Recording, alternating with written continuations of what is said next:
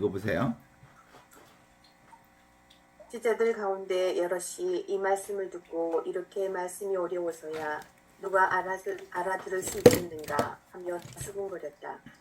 예수께서 제자들에게 당신의 말씀을 못마땅하게 하는 것을 알아채시고 내 말이 귀에 거슬리느냐. 사람의 아들이 전에 있던 곳으로 올라가는 것을 보게 되면 어떻게 하겠느냐. 육적인 것은 아무 쓸모가 없지만 영적인 것은 생명을 준다. 내가 너희에게 한 말은 영적인 것이며 생명이다. 오늘 말씀은 하늘에서 내려온 살아있는 빵으로서의 예수 그리스도의 존재, 하늘에서 내려온 살아있는 빵이라고 하는 말을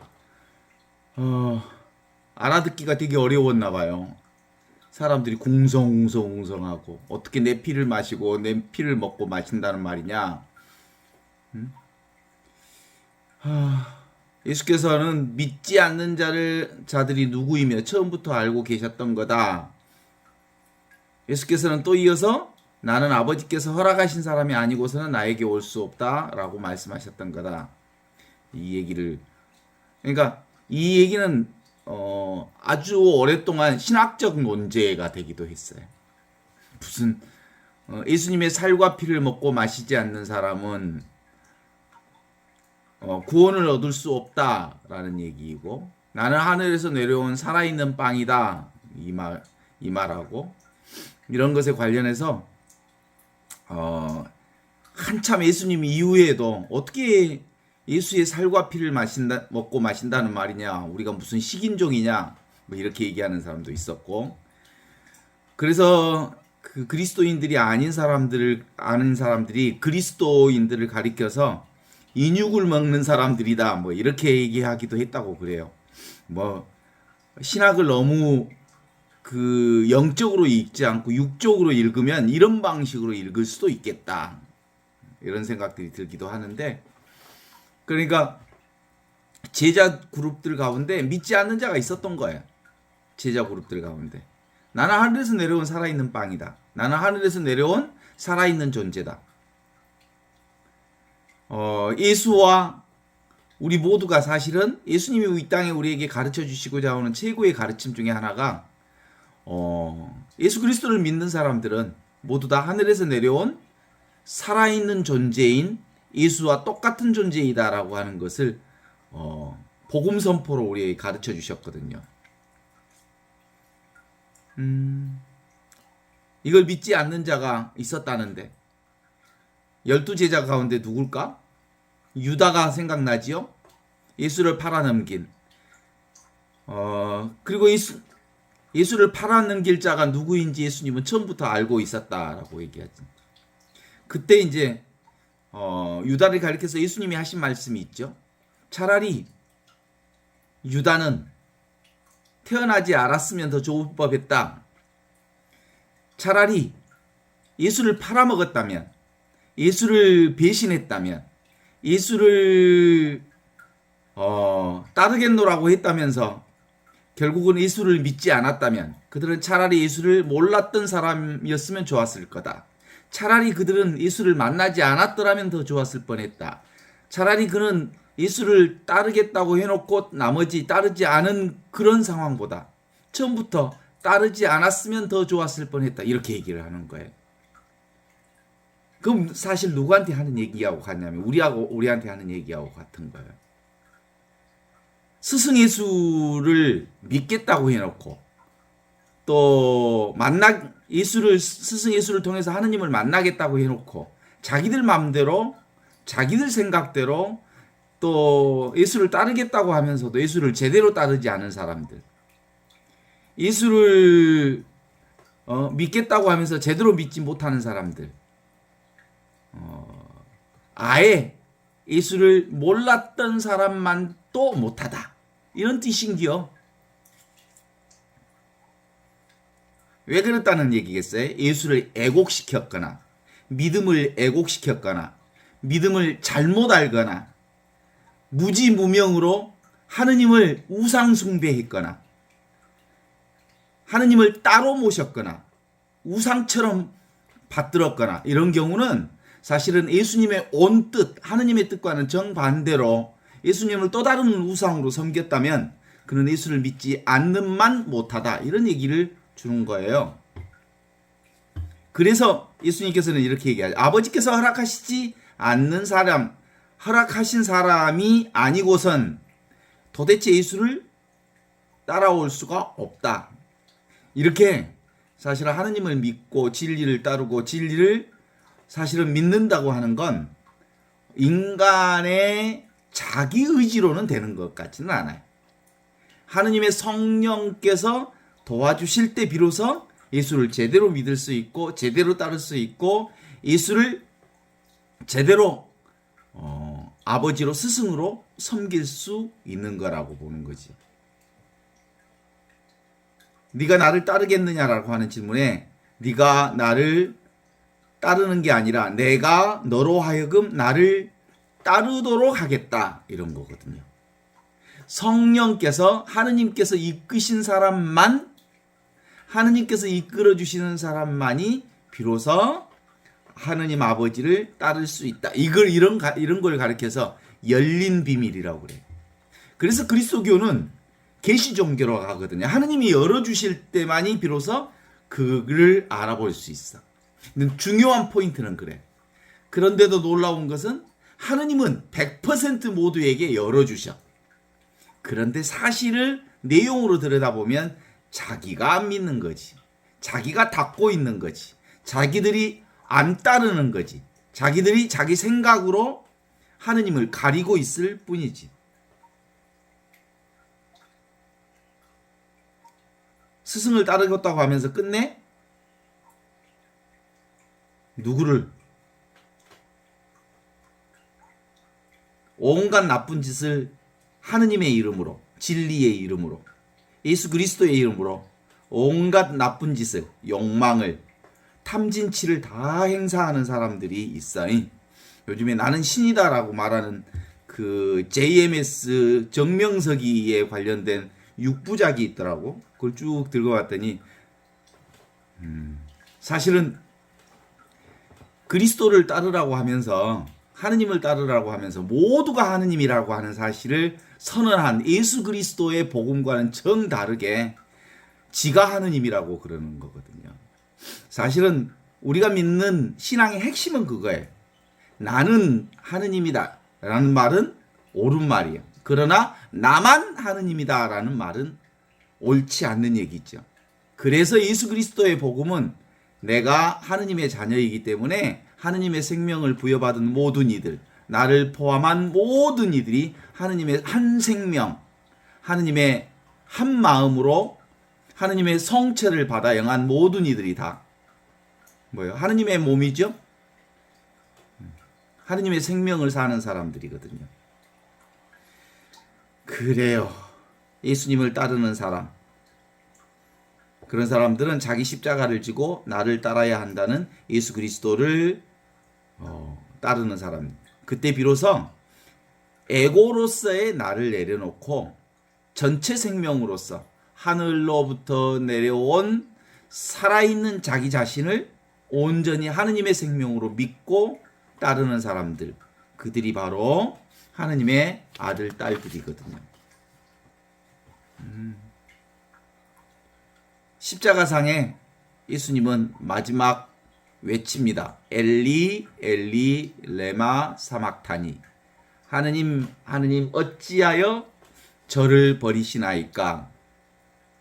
사실은 진리라고 하는 거, 하느님이라고 하는 분은 나 자신을 온전히 버리시는 것과 같은 그 자리에 진리 자리가 있어. 그러니까 에고로서의 내가 완전히 제로 상태로 떨어지는 것과 같지만 실제로는 그 자리가 바로 온전한 하느님과 일치하는 자리거든요. 엘리 엘리 네마 사막타니. 개체로서의 예수님이 완전히 사라지는 그 자리에 전체로서 하늘에서 내려온 살아있는 존재인 그리스도가 온전히 하나로 일치되는 거거든요. 버리는 나와 버려진 나의 절묘한 일치. 그게 바로 예수의 십자가 자리거든요. 예수의 십자가는 바로 개별적 자아를 내려놓는 최고의 사건. 그러면서 하늘에서 내려온 하느님의 생명을 온전히 일치한 하느님의 영원한 생명의 자리가 바로 그 자리이죠. 그러니까 기본적으로 죽기 전에 죽는 자리이죠. 개인적인 내 육체적 생명을 나의 온전한 생명으로 보지 않고 실제로는 하늘에서 내려온 영적 생명 안에 육적 생명인 나도 포함되어 있음을 고백할 수 있어야 하지요. 그것이 바로 예수 그리스도의 십자가의 내용입니다. 마침내 비롯된 영원한 생명의 자리가 바로 하늘에서 내려온 살아있는 존재인 현존으로 우리 앞에 있습니다. 그래서 바로 우리는 지금 여기 이 순간을 살고 있습니다. 우리 주 예수 그리스도의 나를 따르려면 자기 자신을 버리고 제 십자가를 지고 나를 따라야 한다라고 하는 자기 부정은 십자가에서 아버지한테서 버림받음으로써 또 하느님 아버지로부터 자기 자신을 온전히 내려놓음으로써 마침내 당신 자신을 하느님 앞에 다 이루셨다고 말한 요한복음 19장 30절의 말씀을 기억해 들을 수 있습니다.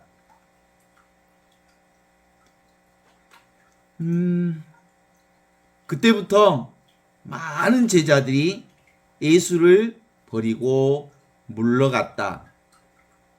그때부터 많은 제자들이 더 이상 예수를 따르지 않았다라고 얘기합니다. 그 자리가 무슨 자리? 인디비주얼, 개별적인 자아를 내려놓고 자기가 바로 하늘로부터 내려온 살아있는 빵이다. 하늘로부터 내려왔다는 말 자체가 무슨 하늘이 따로 있고 내려온 행위가 따로 있는 게 아니고 말로 표현할 수 없는 살아있는 존재. 구체적으로 고정되어 있지 않은 자기 자신을 하느님부터 내려온 살아있는 존재라고 얘기하잖아요. 그걸 믿는 사람들이 그렇게 많지 않았다는 거예요. 하늘로부터 내려온 살아있는 빵을 먹지 않는 사람들은 내 제자가 될 수 없다라고 하면서 예수를 버리고 물러간 사람들, 더 이상 예수를 따르지 않는 사람들이 그렇게 많았다는 것을 얘기하죠. 그렇습니다. 예수님이 그 때문에 애로웠을까? 제자들도 떠나고 많은 사람들이 예수님을 떠났습니다. 예수님은 처음부터 하늘에서 내려온 살아있는 존재였기 때문에 처음부터 오직 아버지 하느님과 온전히 하나였기 때문에 제자들이 그 옆을 떠났다 해도 그건 왔다 갔다 하는 오고 가는 형태이고 당신은 온전히 하느님과 하나였기 때문에 애로울 리가 없죠. 요한복음 2장 23절에 25절에 이렇게 말씀 나옵니다. 예수님께서는 예루살렘에 머무시는 동안 여러 가지 기적을 행하셨는데 많은 사람들이 그것을 보고 예수님을 믿었다. 그런데 예수님께서는 그들에게 마음을 주지 않으셨다. 그것은 사람들 너무나 잘 아실 뿐만 아니라 누구에 대해서도 사람의 말을 들어보실 필요가 없었기 때문이다. 예수께서는 사람들의 속마음을 깨뚫어 보셨던 분이다. 이렇게 얘기하시면서 그분은 몸소 제자들을 늘 옆에 두셨지만 처음부터 제자들에게 당신을 의탁하지는 않으셨어요. 왜냐하면 예수님은 제자들을 의탁한 게 아니고 하느님께 의탁하신 분이고 하느님과 온전히 하나이신 분이죠. 당신 자신이 하늘로부터 내려온 살아있는 존재인 것을 너무나도 분명하게 아셨기 때문에 어떻게 제자들한테 의탁해? 그래서 제자들이 당신 곁을 떠나도 애롭지 않으셨어요.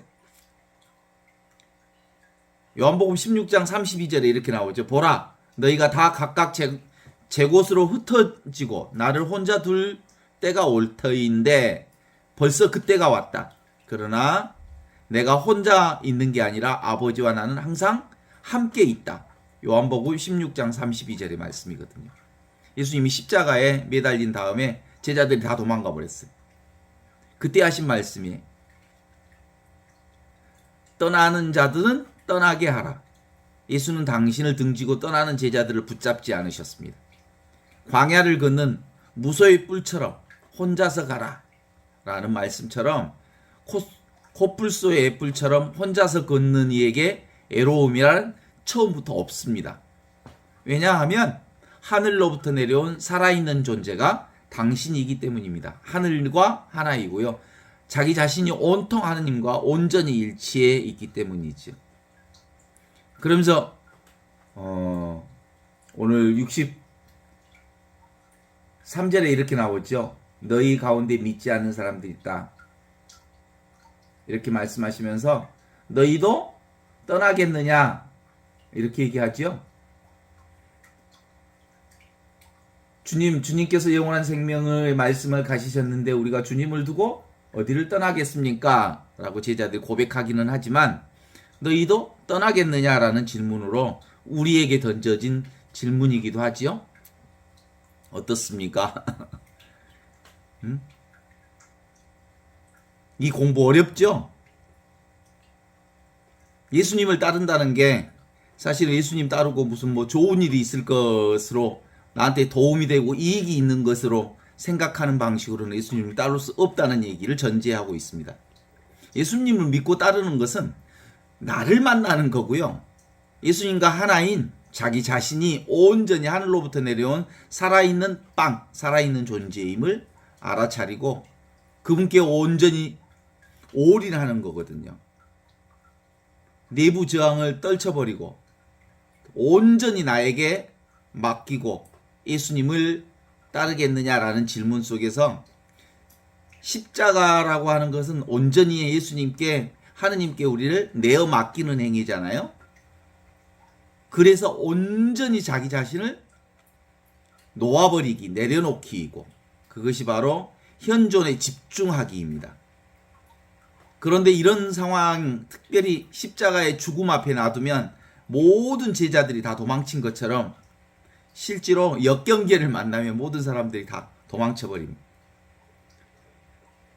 그럴 때 자기가 자기의 육체 생명, 개별적인 생명이 죽게 됐을 때, 죽을 수밖에 없을 때, 어쩔 수 없이 도망칠 수밖에 없을 때, 도망칠 순간 어떤 구목도 없을 때, 그때 우리는 항복하게 되죠. 제가 어디 가겠습니까? 당신 말고는 그 어디에도 도망칠 구멍이 없습니다. 라고 할 때 비로소 사실은 하느님을 제대로 만나는 계기가 되죠. 진짜로 진리를 보면요. 진짜로 하느님을 마주치면요. 진짜로 자기 자신을 있는 그대로 다 마주치면 도망가는 사람들이 있나 봐요. 그래서 예수님께서 너희도 떠나겠느냐 이렇게 묻지요. 그 이제 곧 사순절이 저기 하면 이제 우리가 패션 오브 크라이스트라고 하는 영화를 볼 수 있을 텐데 십자가에서 예수님 돌아가신 장면이 얼마나 리얼하게 나오는 영화인지 몰라요.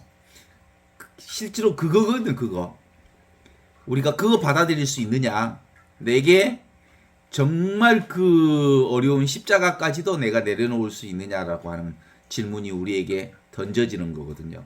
삶의 가혹한 현실 있을 때 있는 그대로 내 자신을 내어맡기는 것, 그것이 진실이거든. 어떤 때 그런 상황에 보면 하느님이 나를 버리는 것 같다. 나를 완전히 내 동댕이 쳐버리는 것 같다. 내가 쓰레기통에 처박히는 느낌. 그게 바로 예수님의 순환의 죽음이지요. 모욕받고 십자가 가시관 쓰고 온통 공포에 가득 찬 상태에서 당신 자신의 자존심이 완전히 밑바닥까지 깔렸을 때, 생각과 욕망 그리고 분별의 온갖 힘을 다 잃어버렸을 때, 그때 그 십자가의 진실, 거기까지 온전히 자기를 내어 맡길 때 비로소 영적인 힘을 가질 수 있는 거예요. 그러니까 영적인 힘이란 언제 나오는 거냐면 인디비주얼한 개별적인 자기 자신을 완전히 내려놓았을 때 주님의 성령께서 그 가운데 온전히 가득 차게 되어주시죠. 그러니까 예수님의 그 복음 선포라고 하는 것은 3년 내내 공생할 내내 인디비주얼한 개인을 내려놓고 하늘로부터 내려온 살아있는 존재로 살자. 그게 바로 모든 것이다 라는 거거든요. 그것이 가난한 이들에게 기쁜 소식을 전하는 복음의 선포였습니다. 그래서 생각으로부터 온통 묶여있는 사람들을 당신의 복음을 통해서 온전한 자유로, 온전한 해방으로 풀어주시고자 하시는 복음 선포. 이제 견딜 수 없는 어떤 십자가의 상황까지도 내 뜻대로 하지 않고 온전히 하느님 아버지의 뜻대로 내어 맡기는 그것. 그게 뭐겠어요? 신앙인에게 있어서는 대수용의 장면입니다. 대수용. 우리 인간적으로 견딜 수 없는 수모, 견딜 수 없는 고통, 인간적인 어려움들 특히 있을 때 세 가지 인간의 태도가 나타나죠. 첫 번째로는 웬만한 것은 그렇게 큰 십자가가 아닌 것은 받아들일 수 있어요. 수용할 수도 있고. 조금 큰 것은 힘든 것들은 도망가 버리기도 하고. 그런데 우리가 현존 신앙에서 보고자 하는 것은 어떤 것이든 늘 좋은 일뿐만 아니라 견디기 어려운 십자가까지도 완벽하게 다 수용하고자 하는 신앙. 이게 이제 십자가 신앙이거든요.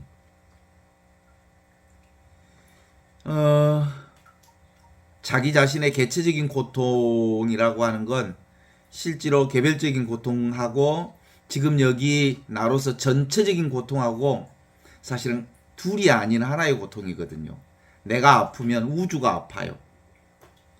또 한편 우주가 아프면 전체 생명이 아프면 내 개별적인 생명도 아파요.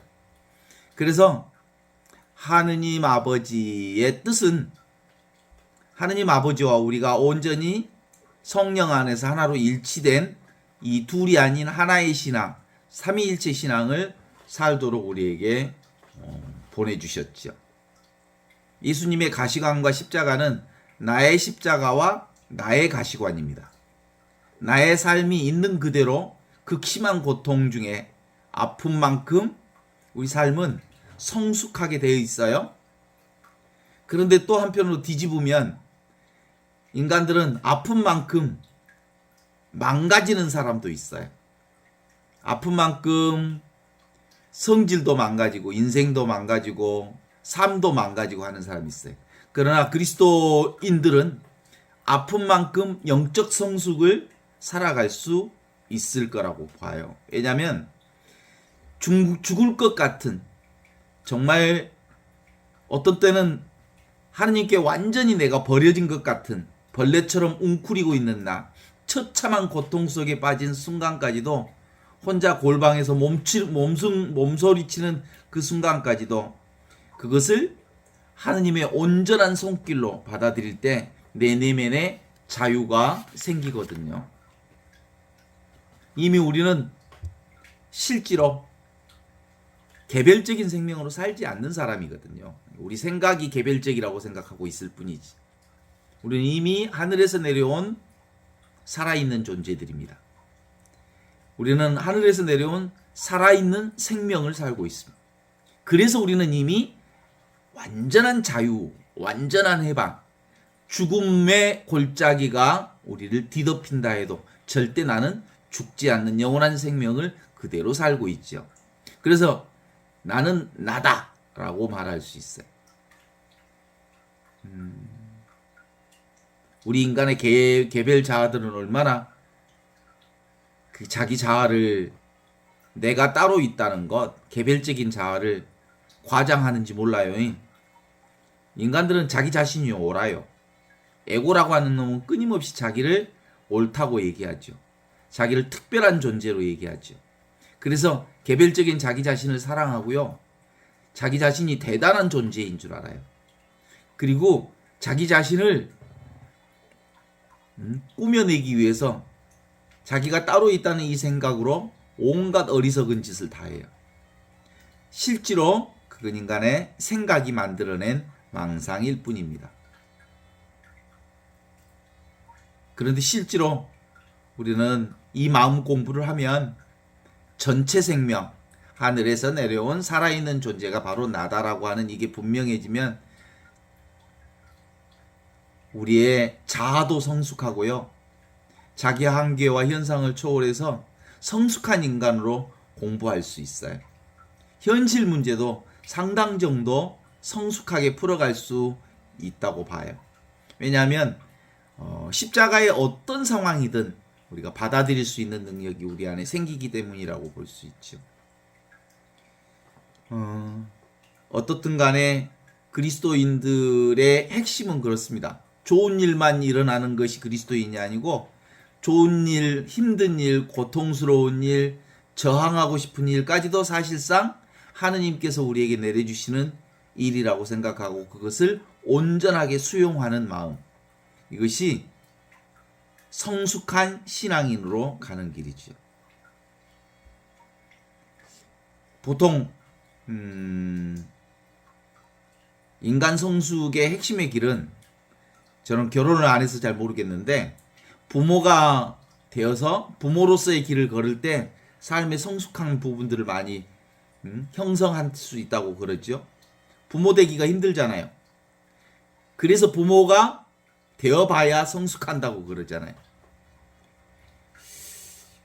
자식을 길러봐야 부모가 되면 뭔가 좀 달라질 것 같다라는 생각을 하는 게, 저 말 안 듣는 저 친구 결혼해보면 많이 성숙해져 라고 얘기하는 것들은 결혼 안에 얼마나 많은 고통스러운 그 현실들을 겪어야 하는지를 알고 있기 때문에 하는 얘기 같아요.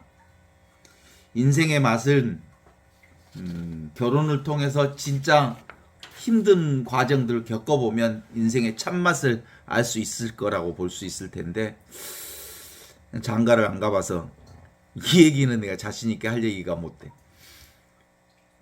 그럼에도 불구하고 아이를 길러보면 아무래도 혼자 살 때와는 다른 자기의 한계를 초월해서 살 수 있을 것 같아요.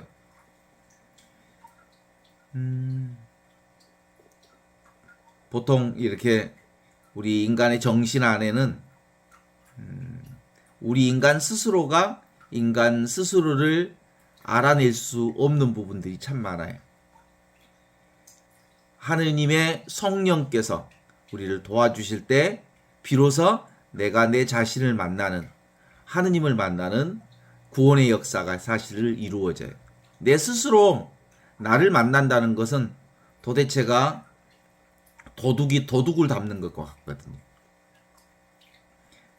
내가 깨닫겠다, 내가 깨달을 수 있다, 이런 건 사실은 불가능한 일이에요.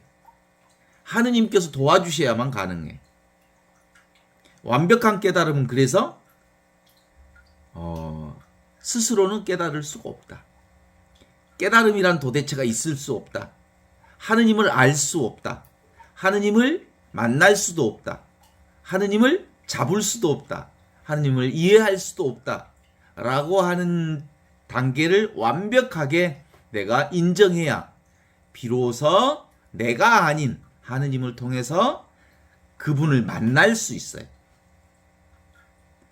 하느님은 이해될 수 없고 잡을 수 없고 알 수 없고, 그러기 때문에 이해하려는 마음을 내려놓고 알려고 하는 마음을 내려놓고 잡으려는 마음을 내려놓을 때 완벽하게 그분이 내 안에 들어오셔서 나의 주인으로 자리를 잡게 하셔서 하느님과 내가 온전히 하나 되는 습관을 갖게 되거든요.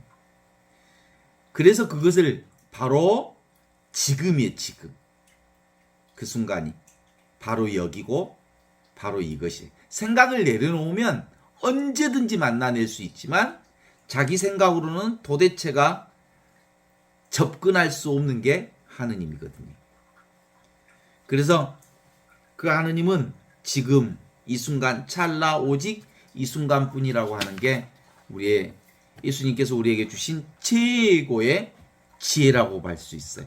그래서 하느님을 다른 말로 얘기하면 오직 모름, 오직 모를 뿐, 이렇게 얘기할 때 뭐예요? 몰라. 내가 나를 어떻게 알아? 전체이기 때문에, 하느님은 대상이 아니기 때문에 대상으로는 도대체가 알 수 없는 분이에요. 그래서 오직 모른다는 말은 전부가 나라는 뜻이기 때문에 전부가 바로 하느님과 하나라는 사실을 만나는 방법은 그럴 수밖에 없습니다. 지금 내가 할 수 있는 이 순간 주어진 일에 그냥 지극정성을 다하는 일이 바로 하느님과 함께 일하는 일이거든요. 그래서 외부의 어떤 노력이나 모양이나 대상이나 경교하고는 전혀 상관이 없습니다. 내가 무슨 어떤 노력을 기울이는 것과는 전혀 상관없습니다. 그저 하느님께서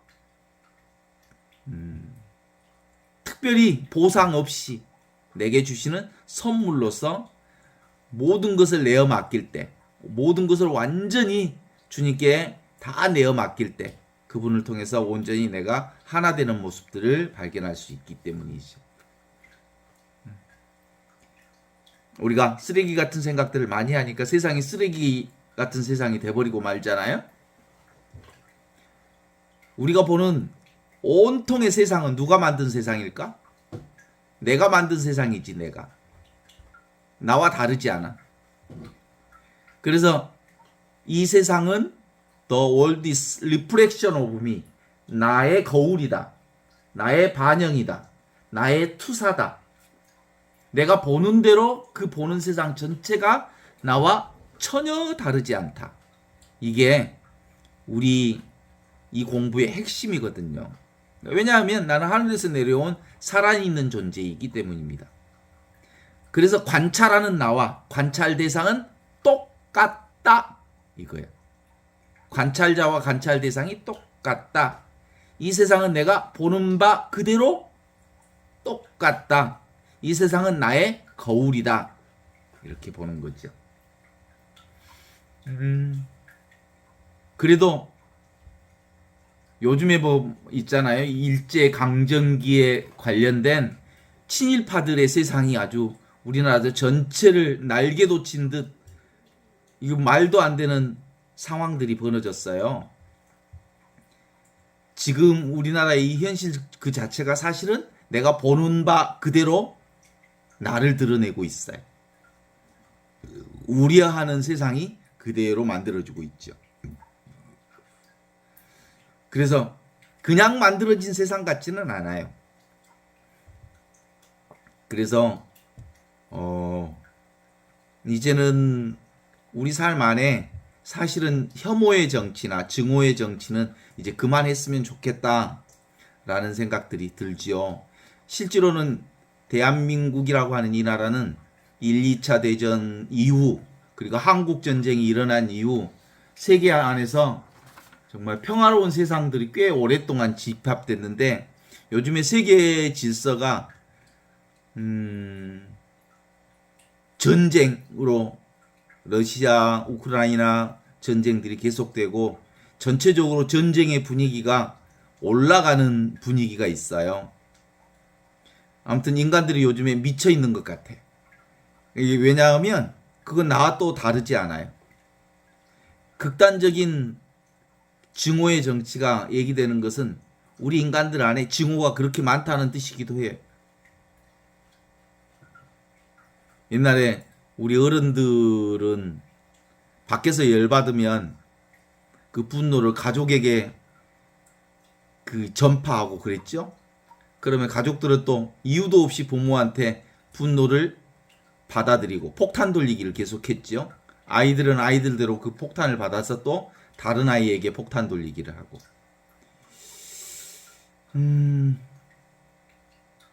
우려스러운 것 중에 하나가 있어. 우리나라가 지금 러시아 우크라이나 전쟁을 향해 군수 물자를 가장 잘 파는 나라대요. 탱크와 비행기들 군수 물자를 가장 많이 파는 나라인데 실제로 우리가 파는 그 군수 물자를 통해서 많은 사람들이 죽어간다는 것을 생각해 보면 정말 바람직한 일은 아닐 텐데 말이죠.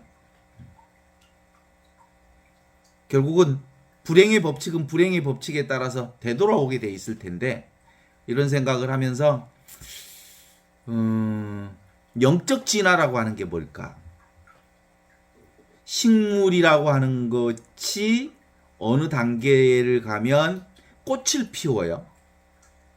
그게 바로 식물의 영적 진화의 단계. 그죠? 광물 같은 경우도 어떤 광물은 어느 단계를 지나면 그 광물이 보석으로 바뀌어요. 그러니까 우리 인간들 사이 안에서도 이렇게 많은 파괴와 극단적인 부정적 그 싸움이 있는 과정에서도 또 한편으로는 영적 진보를 가져와서 세상에 빛을 만드는 그룹들이 있어요. 영적으로 밝음을 드러내는 그룹들이 있어요. 그런 점에서 우리가 하는 이 기도들이 실제로는 영성 공부가 나만을 위한 공부는 아니에요. 내가 밝아지면 우주가 밝아지거든. 그래서 내가 그리스도로서 하느님과 온전히 하나인 하늘로부터 내려온 살아있는 존재임에 영적 눈이 띄어지면 나를 통해서 세상이 온전히 밝아지는 경험들을 하게 될 거예요. 그래서 우리의 깨달음이라고 하는 것은 그냥 나의 깨달음이 아니고 나를 통해서 세상에 빛이 되는 깨달음이고, 내가 곧 세상의 빛이라는 것을 깨달아가는 깨달음이고, 곧 내가 하늘로부터 내려온 빛의 길을 걷고 있다는 거죠. 이게 바로 내 의식에 집중해서 나를 만나는 길이 바로 영적 공부입니다. 우리가 바로 인생 길 위에 있으면서 우리는 어디에 있냐면 하느님 자리에 있습니다. 길 위에 있으면서 집 안에 있고, 하느님 집 안에 있으면서 길 위에 있는 생활. 이거 바로 영적인 길을 살아가는 우리들의 현존이라고 말할 수 있습니다.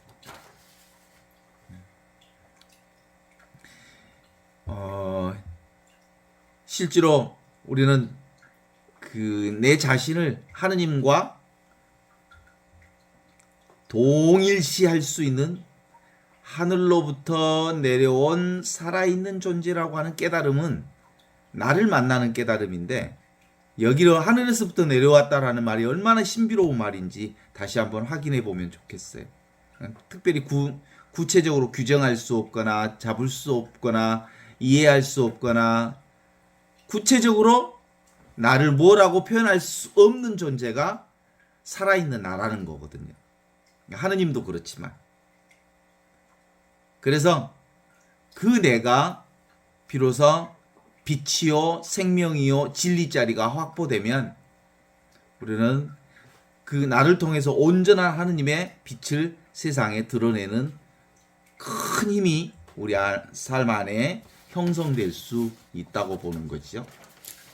그것에 대해서 오늘 성경 말씀은 질문합니다. 너희도 나를 떠나겠느냐? 사람들은 제자들 가운데서는 이렇게 얘기합니다. 주님께서 영원한 생명을 가지고 계시는데 우리가 주님을 두고 누구를 찾아가겠습니까? 라는 답변을 하지요. 우리에게 한번 질문을 던지면 아직도 모르겠느냐? 네가 하늘로부터 내려온 살아있는 존재라는 걸, 영원한 생명이라는 걸 아직도 모르겠느냐? 아세요? 아시겠어요? 알면 아는 것이고 모르면 모르는 것인데 머뭇머뭇거렸다 그러면 모르는 것과 같은 거예요. 자기가 영원한 생명인 하늘에서 내로부터 내려온 살아있는 생명이라고 하는 사람들은 즉시 내가 바로 하느님의 생명입니다. 그렇게 답변할 수 있을 거예요. 이건 하느님은 생각으로 만날 수 없고요. 그냥 존재 자체로 내가 사랑이기에 사랑이신 하느님과 온전히 하나임을 드러내는, 지금 당장 확실한 게 뭡니까? 라는 질문을 던지면 그냥 이 소리가 귀에 지금 당장 확실한 그것, 듣고 있는 이것, 완전히 구현된 있는 그대로의 존재 자체, 현존, 바로 이것. 우리가 입을 열기도 전에 무슨 말을 어떻게 해야 할 줄 아는 그것. 그것이 스스로 있는 하늘로부터 내려온 살아있는 존재를 내가 살고 있음을 증명해주고 있는 것이죠. 이것을 모르면 개별적인 나에 빠져 있는 거죠. 나 자기 자신, 생각 이전에 있었던 이것, 느낌 이전에 있던 늘 있는 이것이 바로 하늘로부터 내려와 살고 있는 살아있는 존재인 나입니다. 이것은 아무것도 할 것도 아니고 아무것도 모른다고 하는 것도 아니고 아무것도 아니다라고 하는 것도 아니고 이미 있는 것. 이미 있는 것.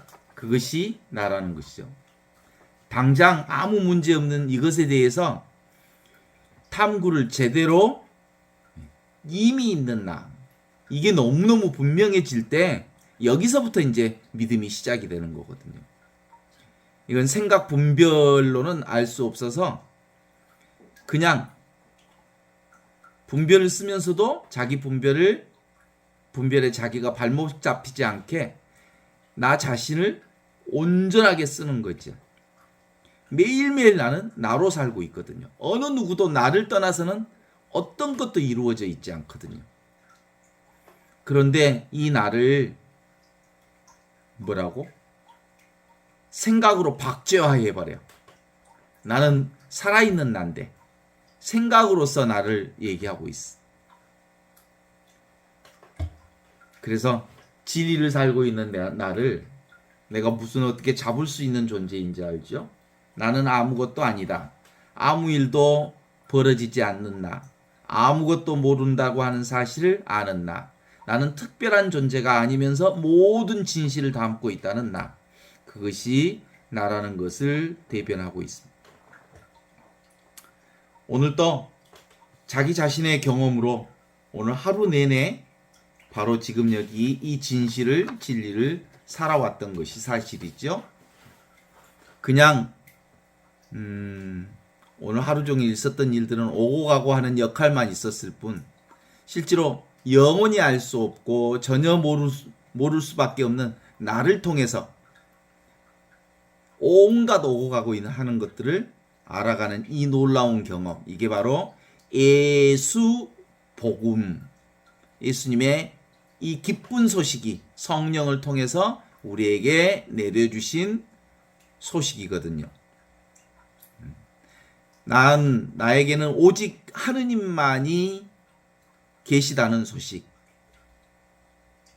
우리가 경험하는 모든 소식은 다 하느님을 통해서 이루어지는 소식이라는 기쁜 소식이죠. 그래서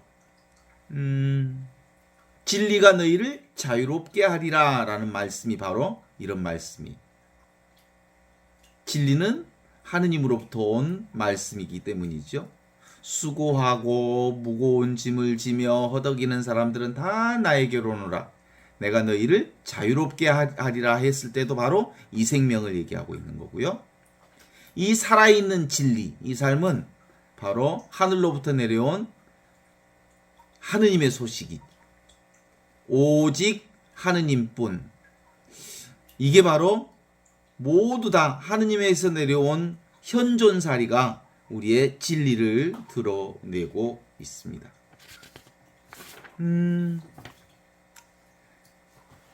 자기가 자기를 경험하는 진리가 그렇게 어려운 것 아닌데 사실은 생각만 내려놓으면 우리는 나로서밖에 살 수 없는데 대상으로서는 경험되지 않는 영원한 알 수 없는 이 영으로밖에 살 수 없는데 이게 진리인데 우리는 늘 하느님의 시간대만 살고 있는데 생각으로 얘기하니까 봄이 따로 있고 여름이 따로 있고 겨울이 따로 있고 하지만 실제로 봄도 하느님의 시간이요, 여름도 하느님의 시간이요, 가을도 하느님의 시간이요, 모두가 다 하느님의 시간, 진리의 시간, 시간 없는 이 시간을 살고 있을 터인데 말이죠. 그런데도 불구하고 상으로 잡으려고 하니까 잡을 수 없는 이 하느님 나라죠. 이게 바로 확철되어 이게 분명하지 않으면 우리의 신앙은 사실은 물거품과 같은 신앙이 되고 맙니다. 그래서 우리의 신앙의 핵심을 오늘 한마디로 정리하면 알 수 없음, 오직 모름. 그것이 바로 분명해질 때 우리 전지전능하신 하느님께서 우리 안에서 온전히 우리 전체를 하나로 이끌어 주시는 지혜의 역사가 우리 안에 시작된다는 것을 오늘